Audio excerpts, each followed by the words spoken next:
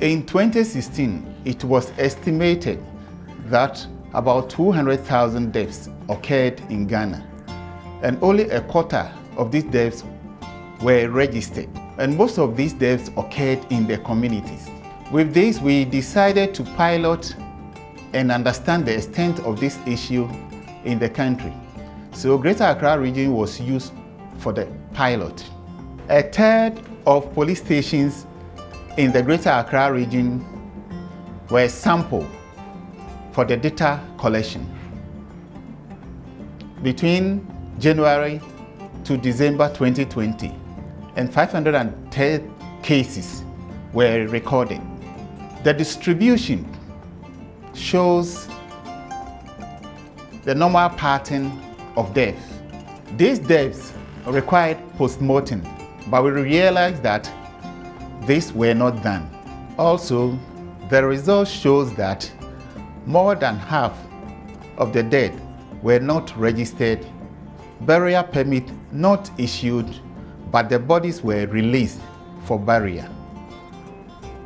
This creates missed opportunity for registering such deaths and generating the needed vital statistics for health policy and planning.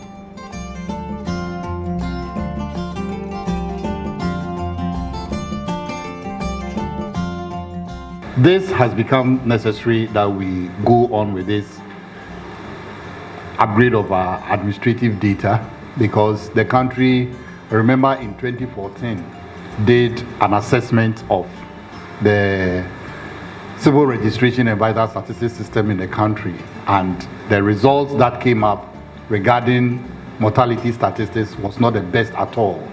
We have identified that if this country can make a lot of strides in building our data systems, you compile a lot of data, which often nobody pays attention to it.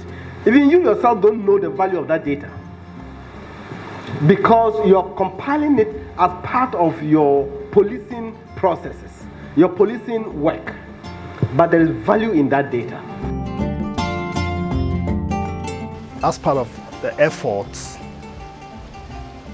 to improve the national civil registration and vital statistics system for the overall improvement of the quality mortality statistics, or MDAs, which the Ghana Police Service is part of it or is included, have been tasked to harmonize or strengthen their administrative data system to respond to the country's data needs.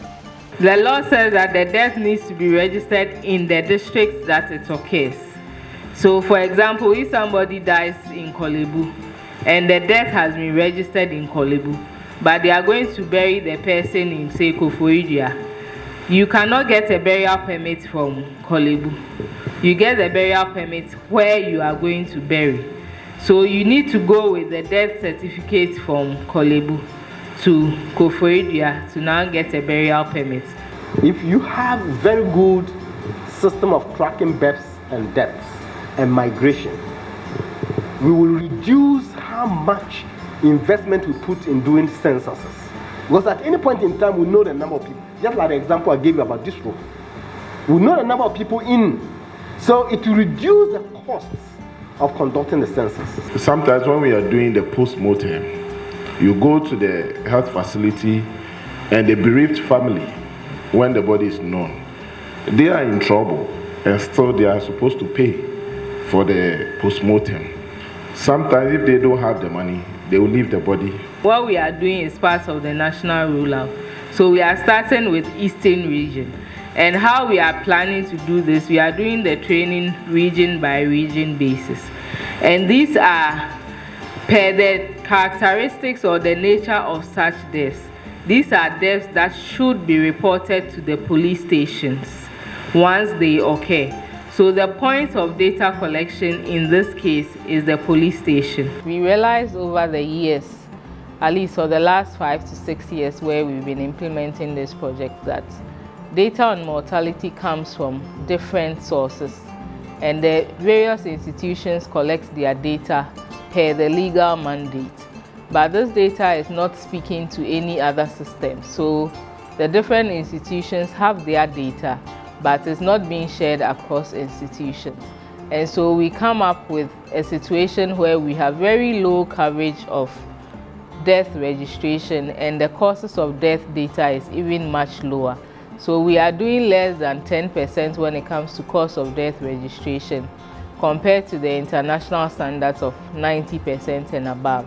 And also in terms of our death registration coverage, we are only at about a quarter of the deaths that occur in the country. So as part of the aims of this project, we wanted to be able to bring together all these different institutions and harmonize their data into an integrated system such that we will be able to, at any point in time, get a full picture of mortality data for Ghana, and this will also feed into the National Civil Registration and Vital Statistics System. Per the population dynamics, we know that the components of population is made up of the death, the births, and then migration. And the training that we currently undertaking here relates to death. And we know that the police are one group that also deal with death cases in this country. It also serves as a backup should something happen to the tablets, either through theft or damage, that you are not able to retrieve the data from the tablets. HQ can be able to give you back all the cases you have done so far before it will give you till the time you synced. With the data gathering app, which we were taught at the training, I think it is safer than the handwritten documents which were being used formally, because with this data gathering app, immediately you are done with your entries, you can just key into headquarters for it to be saved. The value of this is going to help the Ghana Police Service to strategize when we see the number of deaths that are occurring in the country. It's also going to help the police service to take policies in respect of the agencies that are involved in the data collection in respect of CID, the MTTD. There are certain things I didn't know, especially when it comes to the registration of death. We don't follow those aspects. When the accident happens and there's a dead person or dead body, we go to the scene, we do the post-mortem, but we don't follow the registration of the dead body. So this program has, helped me that moving forward, I will see to it that all the dead bodies are registered before even released to the bereaved families. Before this period, we felt like when a case is reported and investigated, the moment you get the postmortem report, you give it to the family for them to go and bury their dead.